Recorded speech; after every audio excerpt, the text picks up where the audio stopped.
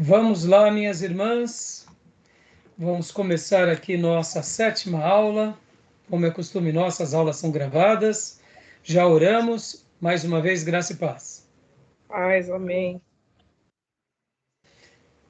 Hoje vai ser nossa 7ª aula de introdução ao Novo Testamento 1. E vai ser muito bom porque já progredimos bastante. Vamos começar a trabalhar nos evangelhos. Vamos falar hoje sobre o problema sinótico, sobre a questão das fontes. Quero falar um pouco também a vida de Jesus, o assunto que no nosso livro-texto, no capítulo 5, no Panorama do Novo Testamento, do Robert Gundry, ele trata desse assunto. Eu vou dar uma pincelada. Quero comentar também com os irmãos um pouco hoje sobre a questão da divisão em capítulos e versículos do livro do nosso querido pastor Enéas Tonini e do nosso irmão João Marques Bentes. No capítulo 6, quero comentar sobre isso. E na semana passada também acabei não falando sobre o Didaquê. Então hoje eu quero fazer citações sobre Didaquê, tá bom? Então, como é costume, quero ler um versículo bíblico com vocês, dando aqui a abertura da nossa aula. Gosto sempre de deixar um texto bíblico. Afinal de contas, somos seminaristas e estamos aprendendo a palavra. Não teria sentido nenhum estarmos aqui sem o braseiro da palavra aquecendo o nosso coração e a nossa alma. Então, Hebreus capítulo 11, versículo 1, eu quero ler com vocês esse versículo. Hebreus 11, 1. A minha versão é a interlinear. Qual é a sua versão, Maísa? NVI. Joia. NVI. E a da minha irmã Cleusa, qual é a sua versão, irmã Cleusa? Pastor, essa daqui é uma Bíblia bem antiga, é aquela Thompson, eu não sei qual é. Geralmente a revista e atualizada. É, porque ela é bem antiga, ó. Ótimo, não tem problema. Então, vamos ler nas 3 versões. Possivelmente a minha versão e da irmã é bem próxima. Maísa, faça a bondade de ler, por favor. Qual que é mesmo, pastor? Hebreus 11, 1. Só um, tá. pastor. Só um. Ora, a fé é a certeza daquilo que esperamos e a prova das coisas que não vemos. A certeza do que esperamos e a prova do que não vemos é a fé. Joia. Leia para nós, por gentileza, irmã Cleusa. Ora, a fé é a certeza de coisas que se esperam, a convicção de fatos que não se veem. A mesma versão minha, interlinear. Então eu vou abrir aqui em uma outra versão, King James atualizada. Ora, a fé é a certeza de que havemos de receber o que esperamos e a prova daquilo que não podemos ver. Glória a Deus. Hoje nós estaremos mergulhando no Novo Testamento e eu quero iniciar essa aula lembrando uma citação que eu fiz na última aula.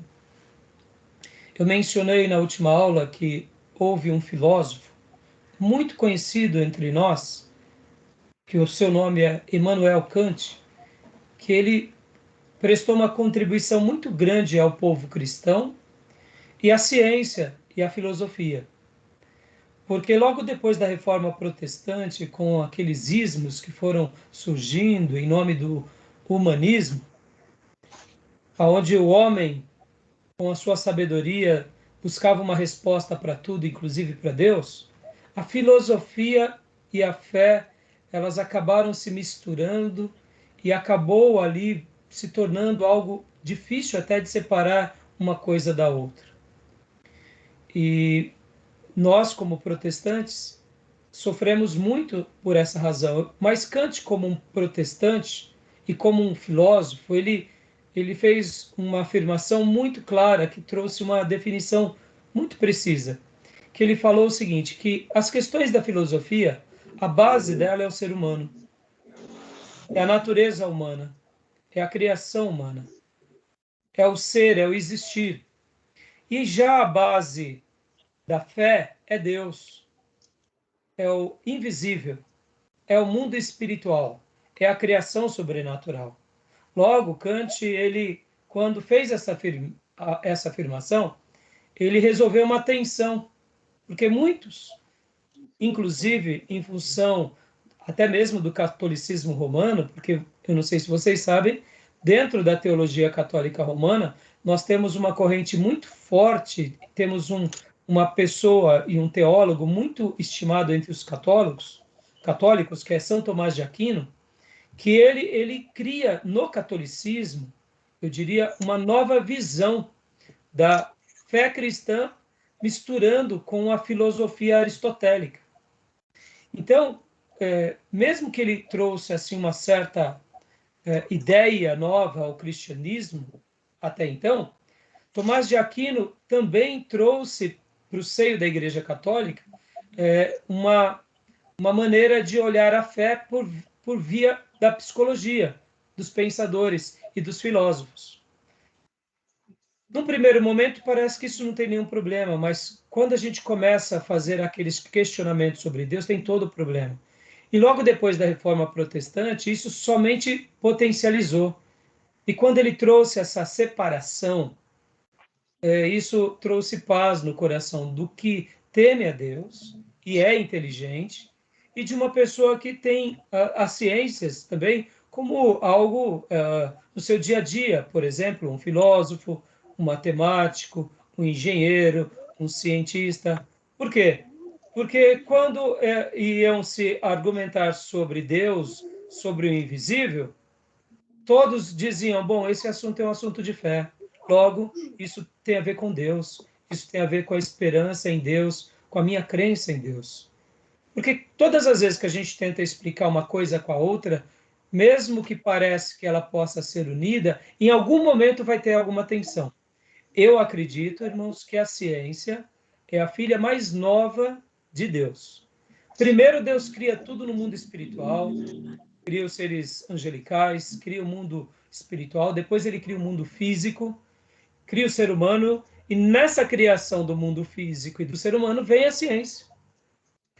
E ela pode conviver em harmonia com a fé. No entanto, quando nós vivemos uma vida de independência de Deus, aí nós praticamos aquilo que eu chamei da torre babilônica científica. A gente quer dar uma resposta para tudo. E esse texto que nós lemos agora é um texto que faz com que nós enxerguemos Jesus, os evangelhos, as boas novas, tudo na perspectiva da fé. Se nós perdermos isso, nós perdemos o melhor. Por quê? Porque seguir a Jesus é seguir pela fé. Amar a Jesus é amar pela fé. Reconhecer que Ele é o nosso Salvador é desfrutar disso tudo por meio da fé. Saber que a nossa alma foi comprada pelo sangue dele é descansar nessa certeza de que fomos redimidos pela fé. Saber que morreremos um dia e essa morte é fruto do nosso pecado, mas que ele venceu a morte e que um dia ressuscitaremos, isso é fruto da fé. Então, quando nós potencializamos essa fé e deixamos Deus falar e esperamos com essa certeza, junto com essa esperança, com certeza a gente vai fazer proezas como os nossos irmãos da Galeria da Fé, que é aqui o capítulo 11 de Hebreus. Tá bom? Então, olhem sempre para a vida da igreja, para todos os mandamentos de Deus, para todas as promessas, para os dons espirituais, com essa dimensão da fé. A fé, ter esperança em Deus, na pessoa dele, que ele continua conduzindo tudo, que ele não perdeu o controle e o domínio de nada. Porque, de fato, irmãos, quando nós deixamos a fé de lado, parece que não, mas nós estamos praticando um pecado, que é o pecado da incredulidade. Uma coisa é ter pouca fé, uma coisa é ter um pouco de dúvida, e outra coisa é ter incredulidade. A incredulidade é praticamente a negação da fé. Ter pouca fé ainda é ter fé.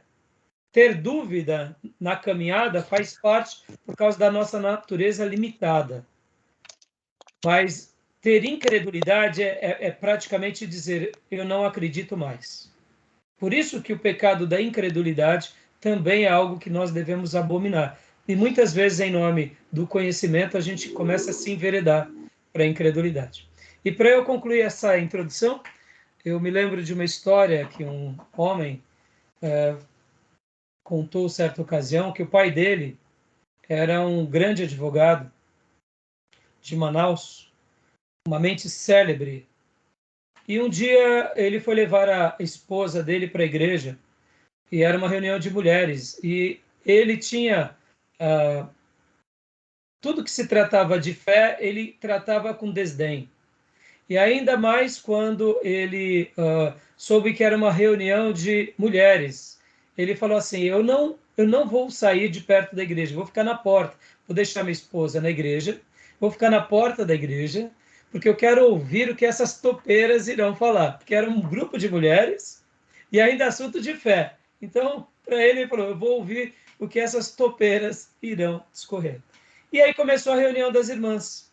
E quando começou a reunião das irmãs, a irmã leu Hebreus 11, e ao ler Hebreus 11, ela fez a grande pergunta: Irmãs, o que é fé? O que é fé? E aí houve ali um debate. Logo na sequência, a irmã leu Hebreus 11, 1. Ora, a fé é a certeza de coisas que se esperam, a convicção de fatos que não se veem. E ali ele foi golpeado por Deus, pela palavra, e a partir desse texto, ele se converteu, se tornou um pastor e um líder exímio na região dele. Louvado seja Deus! Ele subestimou o povo de Deus, subestimou as servas de Deus e foi golpeado pela sabedoria da palavra de Deus nos lábios das mulheres. Tá bom? Deixo essa introdução para vocês. Querem comentar alguma coisa? Então, graça e paz, pastor Johnny. Como vai, meu irmão? Já oramos, já começamos. Amém. Graças a Deus, pastor, irmãs. Vamos então? Vamos lá. Então, joia. Então, vamos começar a gravação aqui. Vou passar aqui para vocês o slide do que nós estaremos trabalhando hoje. Só abrir aqui e compartilhar com vocês.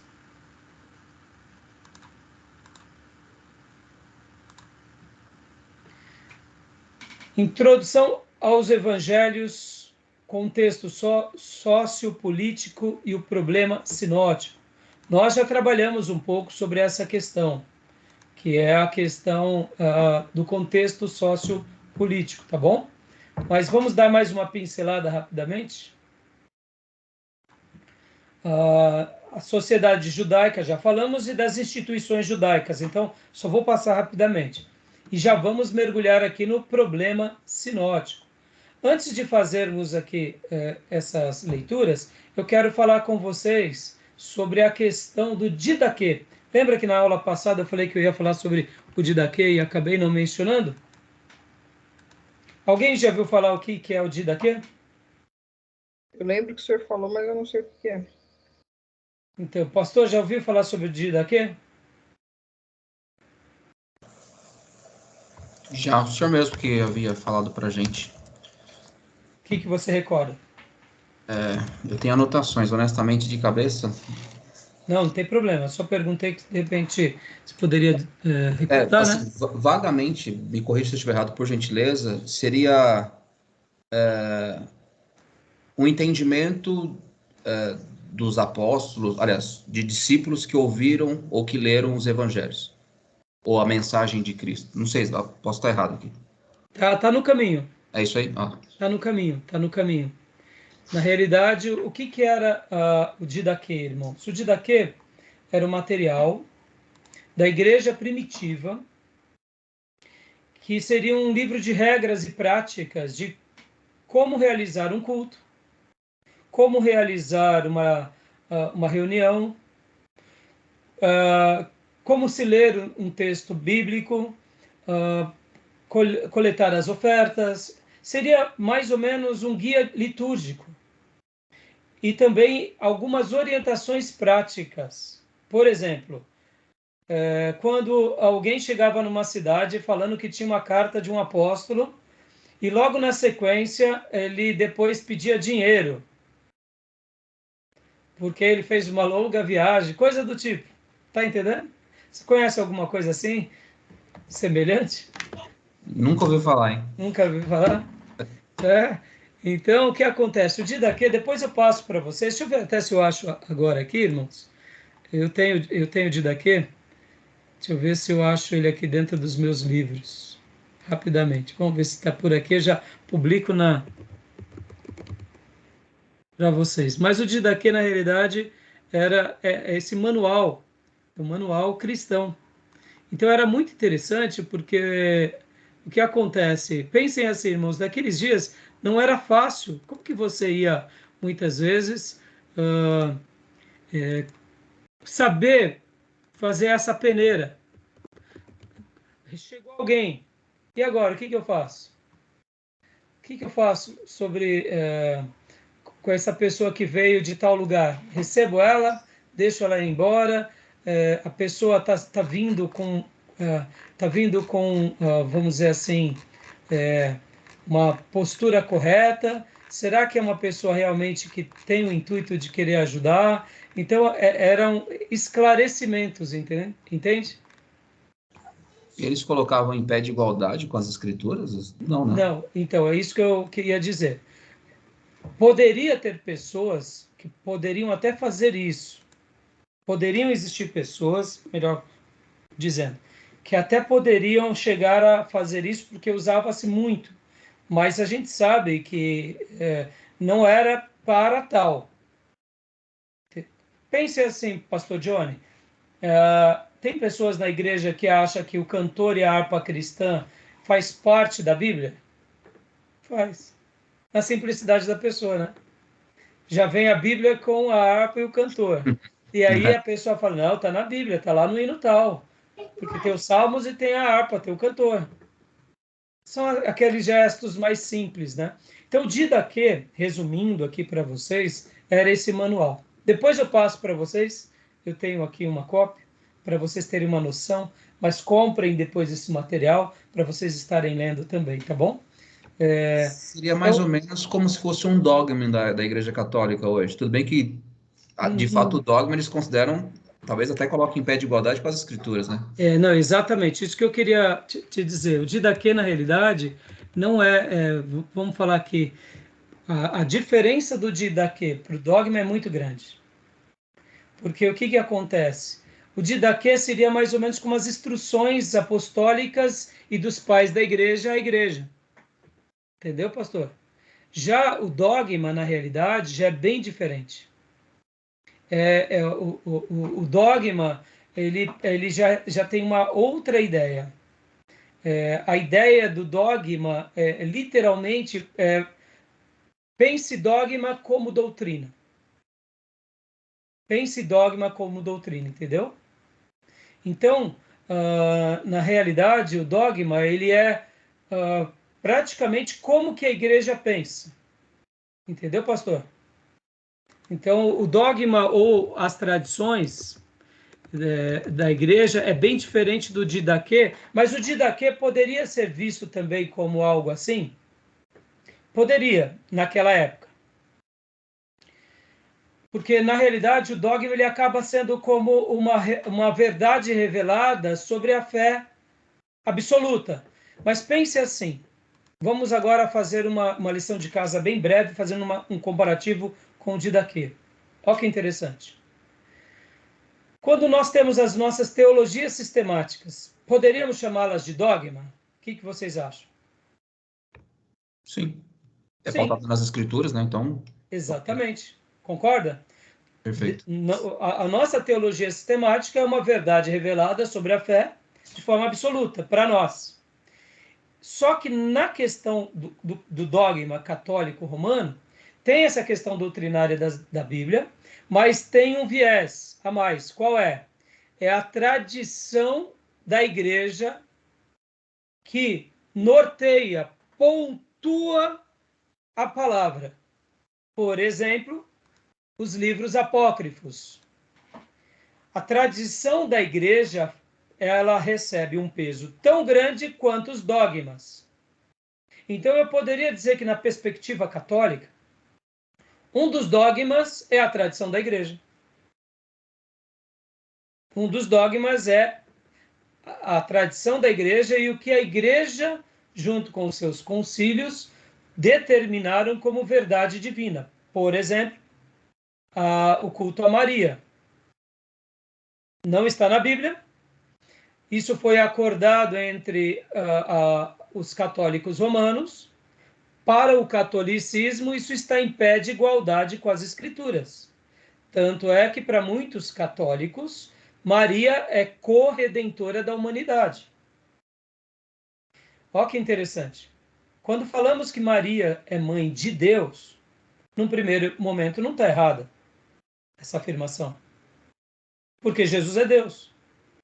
Só que em Deus, nós precisamos deixar claro que a gente tem a Trindade, é Pai, Filho e Espírito Santo. E então, é uma verdade, mas não absoluta.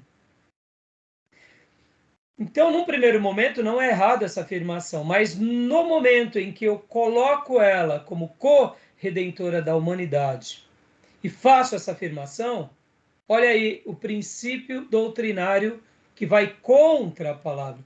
Porque quem é o nosso Salvador? Quem é o nosso único Redentor? Quem é o único que nos une ao Pai? Só Jesus. Então, a tradição, nesse caso, confrontou-se com a revelação Bíblia Sagrada.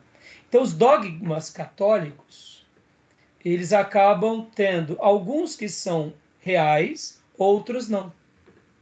Entendeu? Por exemplo, irmãos, quando nós pegamos a teologia católica e toda teologia sistemática católica, muitas leituras é igual a nossa. A pessoa de Jesus, ele é o Salvador, ele é o Redentor, igual ao nosso. Mas vai chegar algum momento que vai ser diferente. A palavra dogma também ela foi usada muito pelos luteranos. Por exemplo, o livro de teologia sistemática dos luteranos não é chamado, pelo menos alguns deles, não é chamado, tá ali, não vou conseguir pegar. No meio, logo em cima das Institutas de Calvino, tem ali dogmática cristã luterana. O que seria dogmática cristã luterana? É teologia sistemática luterana. Então, dogma, para nós, protestantes, tem um peso e tem um significado. Dogma, para a Igreja Católica, tem outro significado. Em alguns momentos, casam-se com os nossos, em outros não. Tá bom? Deu para entender? Então, na realidade, o que acontece, falando um pouco mais sobre a questão do Didaquê, né? O Didaquê, ele era, na realidade, um compêndio de obras escrito ali pelos discípulos, talvez palavras e ensinamentos até apostólicos, e que data-se provável entre o ano 70 ao ano 90 depois de Cristo. Então, assim, a origem é um pouco incerta, nós não temos uma conclusão definida, ou foi escrito ali na Judéia, ou foi na Síria, possivelmente em Antioquia, e era esse compêndio de livros dando instruções sobre o que a igreja deveria fazer, como fazer. Então, por essa razão, seria um livro de... Vou dar um exemplo, irmãos. Nós temos um costume na nossa igreja de quando vamos batizar alguém, nós pegamos um material que chamamos de passo a passo, que seria o catecismo. Que seria o catecismo, ou o que é o catecismo na sua palavra mais pura mesmo? Nada mais, nada menos do que a preparação para o batismo.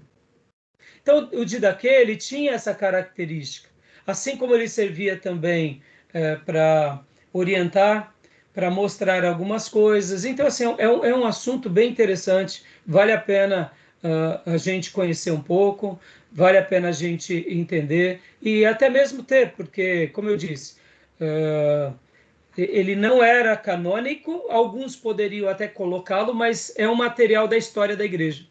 Assim como nós temos também, irmãos, o material dos pais da igreja, que são riquíssimos, o Didaquê faz parte desse acervo, tá bom? Joia? Tudo bem até aí? Tranquilo?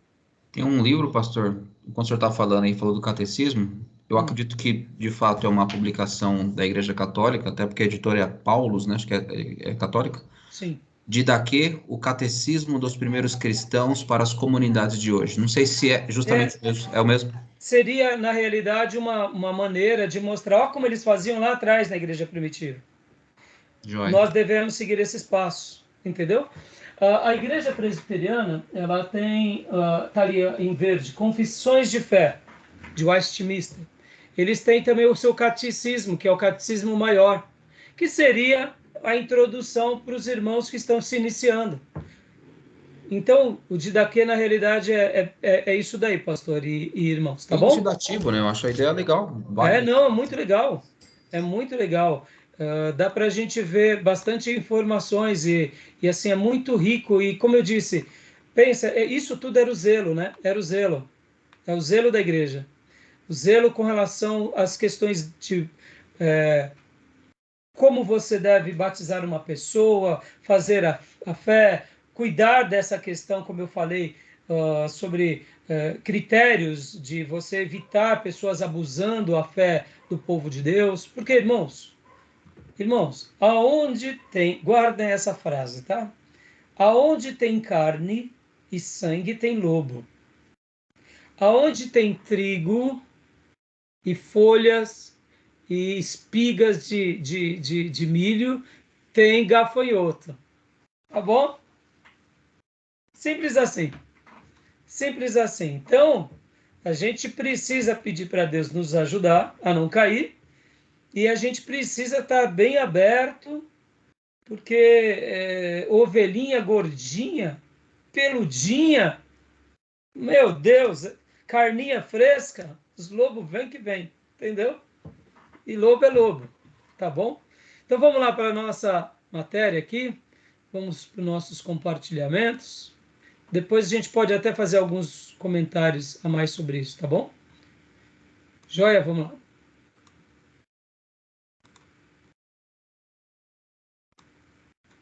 No intervalo eu vou ver se eu acho, já passo para vocês e até publico aqui alguma coisa do Didaquê para vocês. Contexto, voltando aqui.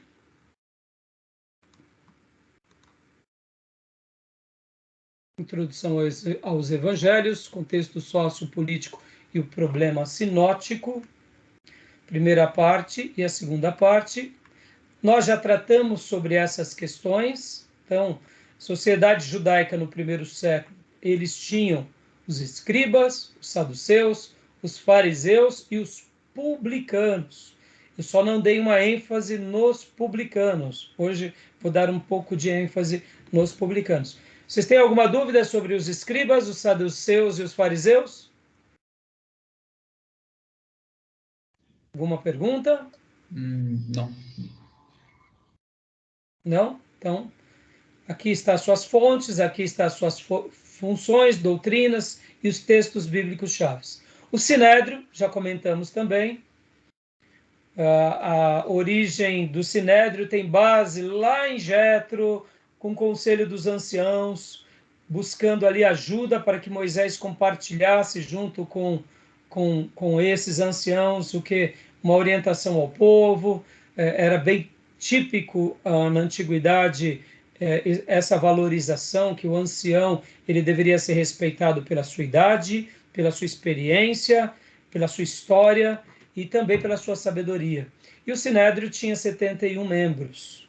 Né? E aí nós até comentamos nas aulas passadas sobre Paulo, e eu fiz a pergunta para vocês se Paulo era do Sinédrio. Aí a gente já trabalhou sobre isso, membros do Sinédrio citado no Novo Testamento, José de Arimateia, Gamaliel, Nicodemos, Anás e Caifás, os sumos sacerdotes, Ananias. Olha só, Anás e Caifás. Lucas 3:2, quando faz a citação deles, está fazendo uma denúncia. Era um só sumo sacerdote, não dois. Então é interessante, essa citação é uma denúncia velada de que aqui havia uma corrupção, era a política atuando também em nome da fé. O Sinédrio esteve envolvido nos interrogatórios de Jesus, de Pedro, dos apóstolos, Estevão e Paulo. Foi até onde eu falei sobre Paulo, segurando as vestes dos apóstolos, ou melhor, dos judeus, quando apedrejavam Estevão, que era um gesto de autoridade. Ele estava segurando, era como se ele estivesse dizendo a todos: eu endosso, eu me responsabilizo diante das autoridades judaicas, no caso o Sinédrio, e diante dos romanos, porque eu sou uma autoridade. Então, segurar as vestes não era um ato de covardia ou de medo, e sim um ato de autoridade. Então, aí falamos também sobre as sinagogas, que foi criada lá no cativeiro babilônico. Deus já estava preparando o projeto de sinagoga no mundo para o quê? Para um dia vir a igreja. Podem ver que as sinagogas foram os primeiros lugares aonde Paulo ia pregar o evangelho, e aí temos várias passagens mostrando isso. E aí temos o templo, a construção do templo com Salomão, depois a destruição do templo com Nabucodonosor, e depois a reconstrução do segundo templo com Zorobabel. E depois, esse segundo templo foi reconstruído, repaginado por Herodes o Grande. É chamado também de terceiro templo, ou templo de Herodes, ou mesmo segundo templo, porque o terceiro templo está nas profecias apocalípticas de que um dia vai ter esse terceiro templo, isso é garantido. E fique bem tranquilo que não é o de Salomão. Salomão já é o preparo para aquele, né? E, de fato, é uma vergonha uma igreja evangélica fazer um templo, porque, na realidade, como eu já disse aqui e afirmo, é a Aparecida dos crentes, né? Os nossos irmãos neopentecostais, eles têm um ídolo invisível chamado prosperidade. E o Templo de Salomão, na realidade, ele é a obra concreta dessa vaidade, dessa arrogância, dessa jactância, porque Deus não nos mandou construir templos, muito menos de Salomão. Deus nos mandou pregar o evangelho e edificarmos igrejas, começando nos lares, e se Deus nos desse prédios, ótimo. O projeto templo não é para o cristão, é para os judeus. Se fosse para os cristãos, seria feito em Antioquia da Síria. Lá tinham muitos cristãos, judeus, entre eles Barnabé e Paulo. Eles poderiam construir um outro templo em Antioquia da Síria, e não fizeram isso. E nunca na história do cristianismo ninguém ousou isso, a não ser os neopentecostais, que para mim eles já se tornaram seitas, por isso que eu digo que é, na realidade, a Aparecida dos crentes. É um ídolo invisível chamado prosperidade, tá bom? Mas voltando aqui ao templo que virá, é o templo que a Bíblia menciona que os judeus construirão, onde o anticristo se assentará como Messias, que a gente sabe que é o falso Cristo. Aí a gente falou também sobre as imagens da sinagogas da Galileia, de Cafarnaum. Comentamos sobre isso, falamos um pouco sobre as maquetes do templo. Hoje, a mesquita de Omar está em cima dos fundamentos do templo de Salomão. E agora chegamos no problema sinótico. Tudo bem, meus irmãos? Alguma pergunta até aqui? Tranquilo? Só queria tirar uma dúvida. Pois Quando não. Lucas faz a denúncia lá em Lucas 3:2 a respeito dos dois sumos sacerdotes, a eleição inicial é pelos irmãos judeus, mas o segundo sumo sacerdote é uma eleição política. Nesse caso, foi o próprio Herodes quem o constituiu? Então, é uma informação que eu não sei te dizer agora, pastor. Eu só sei que o texto, a maneira que ele está escrito, é mostrando o seguinte, porque pode ver que em todo o Velho Testamento sempre havia o quê? Um único sumo sacerdote. Havia as famílias sacerdotais E depois, quando o sumo sacerdote morria, era substituído. Então, nenhum problema, né? Ou quem sabe por motivo de doença, ele ser substituído, né? Nenhum problema. Mas quando o texto fala que Anás e Caifás, eles eram sumos sacerdotes, nós vemos aquele problema que acontecia da politicagem. Pode ver que dentro desse pano de fundo religioso que temos os escribas, os saduceus, os fariseus, os publicanos, quando nós pegamos esses três primeiros grupos, nós vemos que eles se perderam. Eles acabaram se perdendo. Então, é muito curioso que isso é uma coisa assim bem forte, porque você pode ver que quando Jesus vem, eles deveriam reconhecer Jesus e não negar Jesus. Quando João Batista vem e é o grande profeta, eles deveriam estar do lado de João Batista e não contra João Batista. Podem ver que eles não fazem nada quando Herodes manda decapitá-lo. E, aliás, eles já se incomodavam também com a mensagem de João Batista. Porque João Batista chamava eles do quê? Carinhosamente, raça de... Opa! Víboras. Então, irmãos, quando eu falo que o Templo de Salomão é a Aparecida dos crentes, eu estou sendo bonzinho, tá bom? Carinhosamente foi bom. Não é? Pois é. É bonzinho, meus irmãos. Então, o que acontece? Os fariseus, os saduceus e os escribas, lembrando que Esdras era um escriba ali no 5º século antes de Cristo. Ou seja, Esdras era um escriba exímio. Em 400 anos, mesmo que eles tiveram a revolta dos macabeus ali contra a helenização, mesmo que eles tiveram acertos, em certos momentos começaram a acrescentar tradições sobre todo o Velho Testamento. Eles não foram para a helenização, mas eles foram para o dogma judaico. Olha os dogmas da tradição. Pode ver que Jesus rebate as tradições humanas, questionando as escolas rabínicas.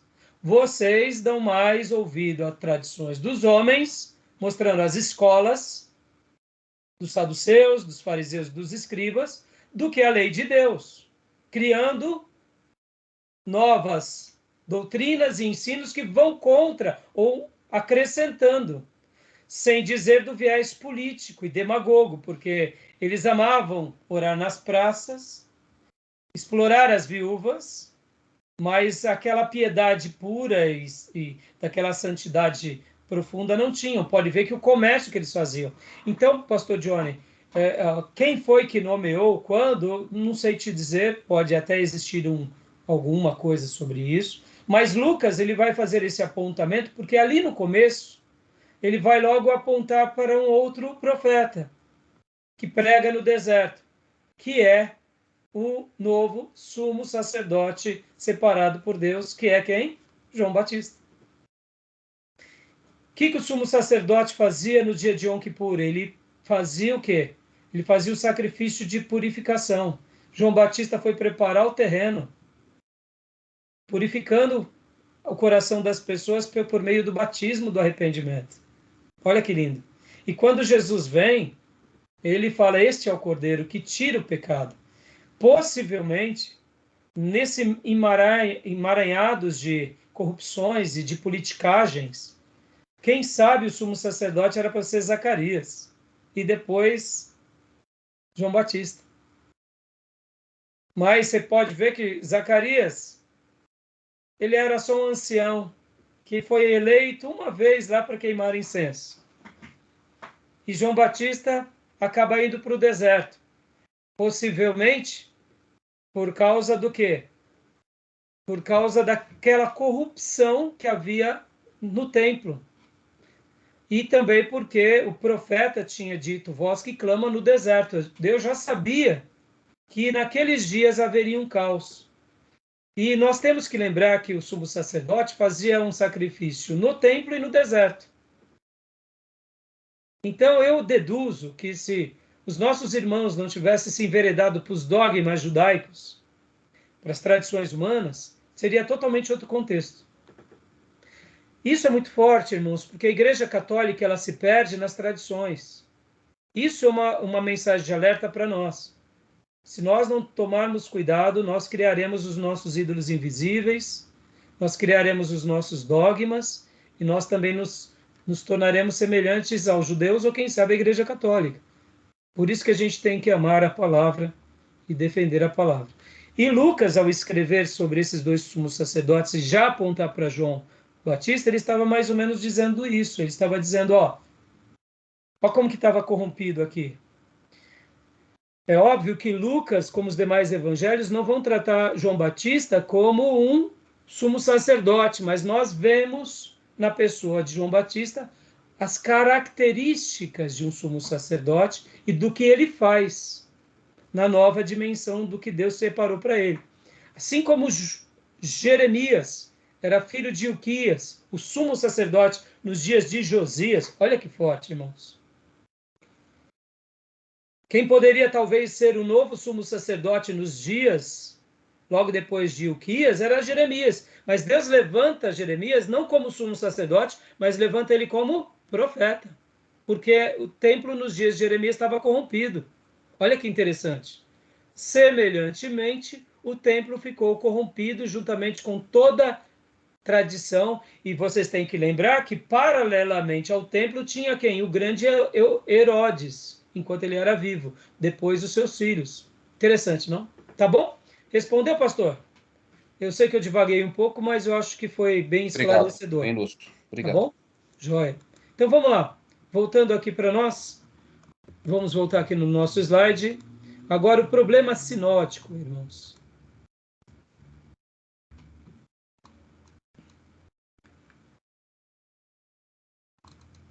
Aqui. Vamos lá. Problema sinótico. Comparativo entre os evangelhos. Opa, vamos lá. Pode ler para nós, pastor Johnny, por gentileza. Agora, comparativo entre os evangelhos. Data provável de composição, no caso de Mateus, década de 60. Marcos, final... Posso ler assim? Ou... Pode ler assim mesmo. Tá bom. Marcos, final de 50, Lucas, década de 60 e João, década de 90. Deixa eu dar uma pausa aqui, só uma pausa, por favor, pois pastor. Não. Olha que interessante, irmãos. Marcos, final de 50. Então, possivelmente, é claro, irmãos, as datações não são precisas, são prováveis, as discussões são das mais variadas. Dei aquela linda sugestão para que oremos, para que seja descoberto de uma forma ou de outra os manuscritos mais próximos dessa geração da Igreja Apostólica e Igreja Primitiva. Vamos estar orando sobre isso. No entanto, a gente não tem assim uma data exata, mas sendo o final dos anos 50, né? Final de 50, então vamos pôr 57, 59, e aqui década de 60, pode ser de 60 a 69, entendeu? Como é interessante, década de 90, pode ser de 90 a 99. Então, olha como é interessante. Então, possivelmente, as cartas de Paulo foram realmente as primeiras a serem, a circularem entre os cristãos. Entende agora como o Didaquê foi útil nessa primeira fase? Como o Didaquê foi determinante para criar identidade nesse povo cristão novo formado? Porque o Didaquê também foi por volta do ano 70 ao ano 90. E se as cartas estavam começando a circular ali, era muito importante eles terem um direcionamento, né? Tá bom? Alguma pergunta? Faz muito mais sentido agora o Didaquê, né? Quando você olha com esse pano de fundo. Então, realmente, foi muito útil para a igreja. Foi muito útil. Por isso que alguns, e aí entra aquele lado, pastor, se a igreja ela tem o poder de definir o que é cânon, e ela fez isso no Velho Testamento, porque eles também não o fariam com o Didaquê, colocando também como um livro apostólico do lado do Novo Testamento. Está entendendo? Se, no caso da perspectiva católica, tá? Porque na perspectiva católica, eles têm o poder de decidir o que é sagrado e o que não é. Nós sabemos que isso não depende da igreja. apenas. A igreja, ela existe por causa da palavra e não a palavra por causa da igreja. Entendeu? A igreja existe por causa da palavra. Se não fosse a palavra, não teria igreja. E não é ao contrário. Então, o cânon, ele, vamos dizer assim, ele é uma obra, poderíamos dizer, onde o Espírito Santo de Deus, usando os seus servos, mostra e confirma aos seus servos, porque é Deus fazendo essa obra em nós. E no Velho Testamento nós vimos que já tinha os escritos do Velho Testamento, já era consolidado como se fosse uma atuação de Deus. No Novo Testamento aconteceu a mesma coisa. Só que depois de Constantino, onde a igreja ela se torna uma instituição, aí começa então essa arbitrariedade, essa institucionalização da fé, onde nós definimos o que é o que não é, porque afinal de contas somos os cabeças, somos os representantes legais, temos a infabilidade, nós somos o sucessor apostólico, no caso do Papa, está entendendo? E aí, por isso que decidimos se o Didaquê é do cânon ou não.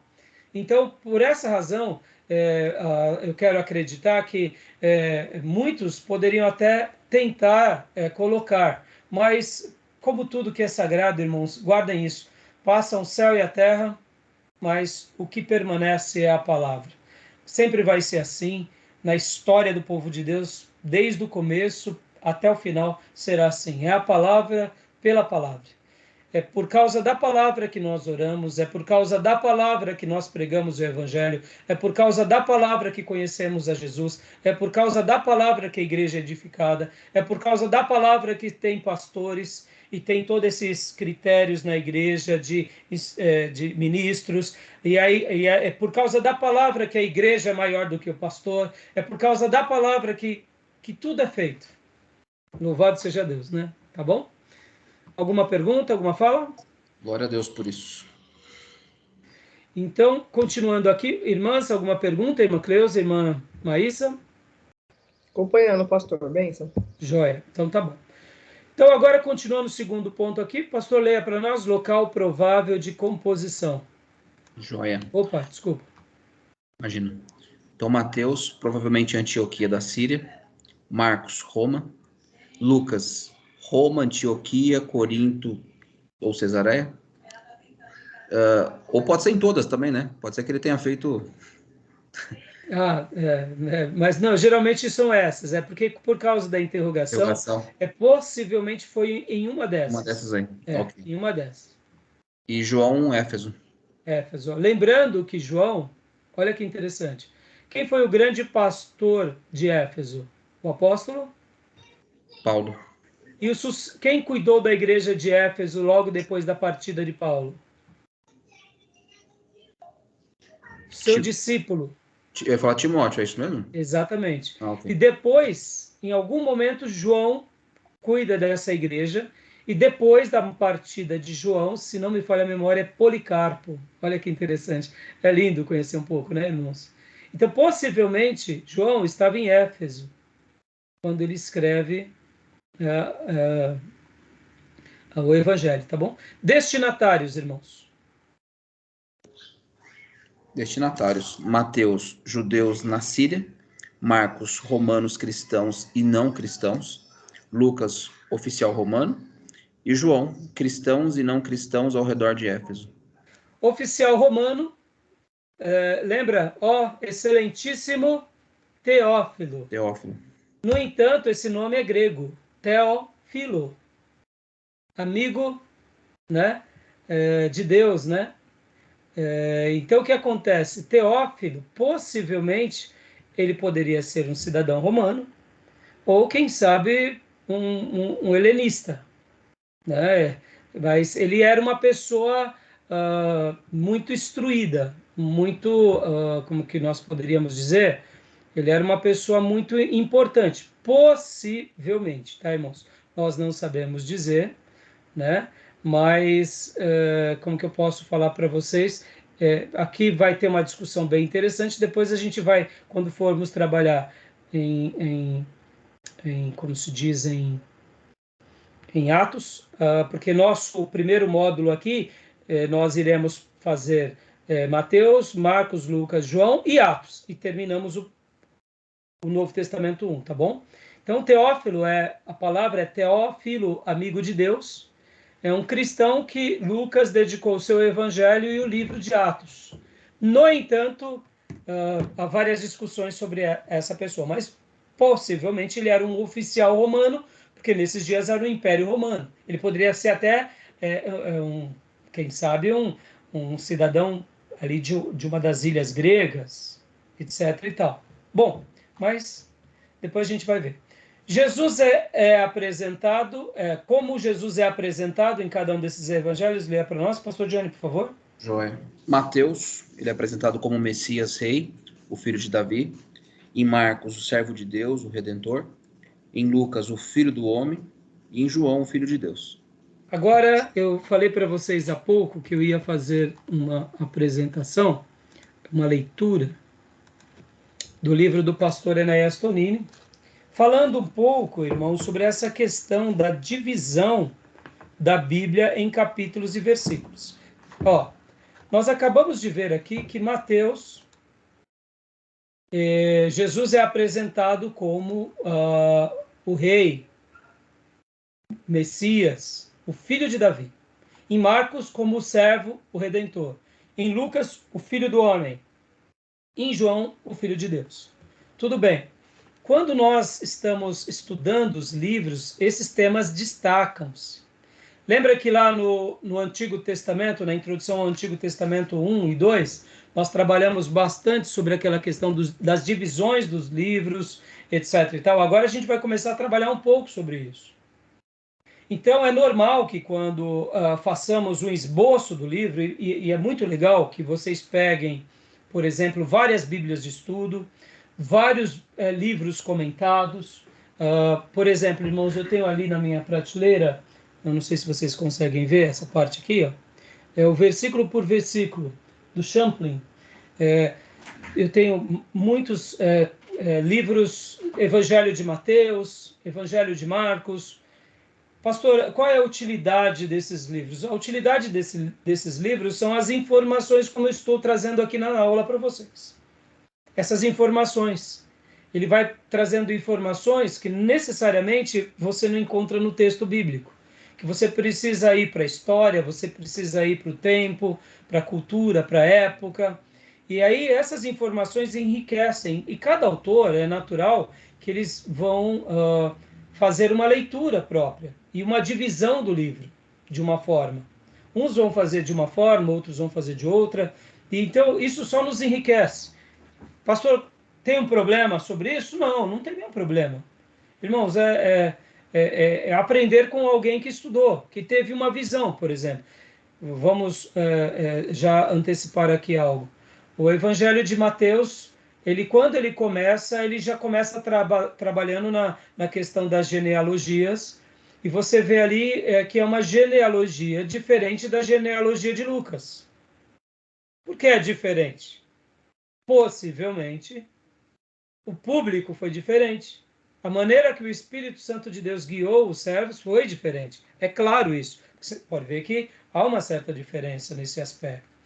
Então, quando nós temos esses comentários bíblicos, não tem nenhum problema. Mas agora, antes de irmos para os comentários, para os esboços, para as divisões dos livros, para alguns detalhes, eu gostaria de gastar um tempo no capítulo 6 do livro do pastor Enéas Tonini, Janelas para o Novo Testamento, dele e do Bentes, quando fala sobre a divisão da Bíblia em capítulos e em versículos.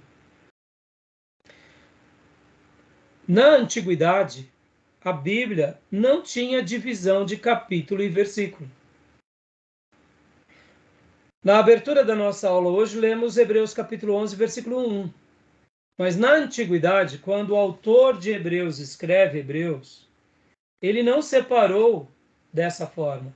Era uma carta, literalmente, como vimos nas aulas passadas, aonde era escrito geralmente de formas unciais, ou seja, maiúsculas, palavra grudada à palavra.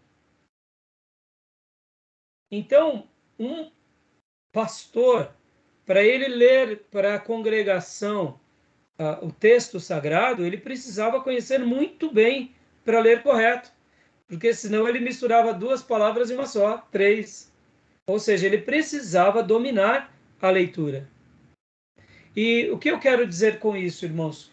Então, as cartas dos evangelhos, quando elas foram originalmente escritas, elas não tinham divisões.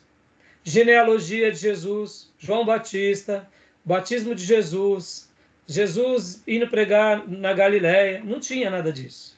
Era um conglomerado de texto, ou como era rolos, ou depois como códices, que eram os livros. Nesse período, depois da helenização e do uso frequente do papiro, então o que eles usavam códices. Então, essas cartas já como livros, encadernados e costurados, folhas de papiro, eram lidas. E não tinha divisão. E aí, pastor? E aí que eu quero fazer a pergunta agora. Se não tinha divisão, então vamos pegue a sua Bíblia agora, Mateus capítulo 1, por exemplo, irmãos. Vamos ver como que está Mateus 1 na Bíblia de vocês agora, os subtítulos. Eu estou pegando aqui essa Bíblia da Editora Vida, que é uma Bíblia edição contemporânea de Almeida, com as palavras de Jesus em vermelho com referências, né? Então tá aqui Mateus, aí aparece assim, Mateus tem um subtítulo em itálico, a genealogia de Jesus Cristo, do versículo 1 ao versículo de número 17. Depois vem o nascimento de Jesus Cristo, do versículo 18 ao final do capítulo 1. E depois vem a visita dos magos, capítulo 2. Perceba que não havia título, dando essa ideia do bloco que você está lendo. Não havia capítulo, nem havia versículo, havia somente o texto sagrado. Como que está na Bíblia de vocês? Idêntico à sua, pastor. Tá igual, pastor. Tá igual, né? Mas vai ter Bíblias que vai estar alguma coisa diferente, é normal. Agora, para nós, isso ajuda, porque isso identifica, cria localização e endereço. Mas, ao mesmo tempo, faz com que a gente também crie em nós o quê? Uma subdivisão natural. Não tem problema isso. Eu não vejo como um problema. Mas é importante a gente saber que a divisão da Bíblia, ela só foi feita muito tempo depois. E aí fica para vocês a recomendação do capítulo 6, do livro aqui do pastor Enéas Torino, de Janelas para o Novo Testamento, que ele vai dar uma reconstrução de como era feito no passado, com o Velho Testamento, e inclusive com aqueles códices também no Novo Testamento, ou melhor, depois do Novo Testamento. Porque ao longo desses séculos, tinha algumas divisões diferentes, até que, por fim, vou até ler aqui rapidinho, só 3 parágrafos. As versões latinas, tanto do Velho Testamento quanto do Novo Testamento, aparecem divididas em títulos e capítulos no começo de cada livro, reproduzindo as primeiras palavras de cada divisão. Em seus MSS mais antigos, Gênesis tem 82 seções, Êxodo 139, Levítico 16, Números e Deuteronômios 20 cada. Ou seja, ele está fazendo só contando como que eram as subdivisões. Esse sistema de divisões manteve-se até o século XII, ou seja, havia um tipo de divisão nos manuscritos mais antigos que já tinha chegado a um certo consenso, a uma certa forma. Mas essa forma manteve-se assim até o século XII, quando Estevão Langton propôs modificá-los em capítulos, sistema esse que suplantou os anteriores. O novo sistema facilitou a busca de textos bíblicos, que foi aceito e adotado pela Universidade de Paris na sua Bíblia francesa. até mesmo os judeus adotaram esse sistema em sua Bíblia hebraica. E para facilitar ainda mais o manuseio da Bíblia, em 1240, o cardeal Hugo de San Caro subdividiu os capítulos em 7 partes, designados por letras. O sistema foi usado até 1551, na edição grego-latina do Novo Testamento, e mais tarde a Bíblia completa em latim, quando o editor, Robert Estevam, na 4ª edição do seu Novo Testamento grego, adotou pela primeira vez o sistema de versículos subdividido cada capítulo, o que vem sendo adotado com algumas leves variações até hoje. Ou seja, aqui vem então essa explicação, e aqui, é claro, o pastor Enéas dá novas diretrizes, mas é muito interessante, irmãos, que essa divisão e esse formato contemporâneo, ele acaba sendo muito útil para nós. Tá bom, meus irmãos? Então, eu fiz questão aqui só de mencionar ele aqui para vocês e fazer essa leitura, porque o que acontece? Essa é uma maneira que foi, eu diria, padronizada, que só nos acrescentou. Então, quando alguém te perguntar, saiba disso, que no começo, desde o começo da revelação, até mesmo na conclusão da revelação apostólica e dos discípulos, não havia divisão por capítulo e nem por versículo. Isso foi sendo acrescentado ao decorrer dos séculos e, por último, se convencionou um formato, que é o formato que hoje temos como um padrão universal na Bíblia, tanto em hebraico, a Bíblia dos judeus, quanto a Bíblia cristã, que tem o Novo e o Velho Testamento. Isso ajudou bastante, tá, irmãos? Não há nenhum problema, tá bom? Tudo bem até aí? Alguma pergunta? Joia? Querem fazer alguma pergunta? Irmãos, Maísa, irmã Cleusa? Não? Tudo certo. Minha conexão, o senhor falou do Estevão. Isso, eu estava dizendo que, por último, né, tanto a questão do Estevão, mas teve também, em 1551, o cardeal... não. Isso. O sistema foi usado até 1551 na seção grego-latino do Novo Testamento e mais tarde na Bíblia completa em latim, quando o editor Robert Estevam, na 4ª edição do seu Novo Testamento grego, adotou pela primeira vez o sistema de versículos, subdividindo cada capítulo, o que vem sendo adotado com algumas leves variações até hoje. Pode ver que algumas versões, irmãos, quando nós vamos ler, ela começa em algumas versões bíblicas, tem vezes que você está lendo, irmãos, vamos abrir em, sei lá, 1 Coríntios tal, versículo tal, quando você vai ver, está diferente da outra versão, porque tem essa questão de manuscritos, tá? Mas é porque só foi subdividido de uma forma um pouquinho diferente, mas isso raramente acontece, mas acontece, tá bom? Tudo bem? Beleza até aí, meus irmãos? Então, eu vou parar aqui a nossa gravação, tá bom? E vou fazer uma nova chamada. Tá joia? Só um minutinho.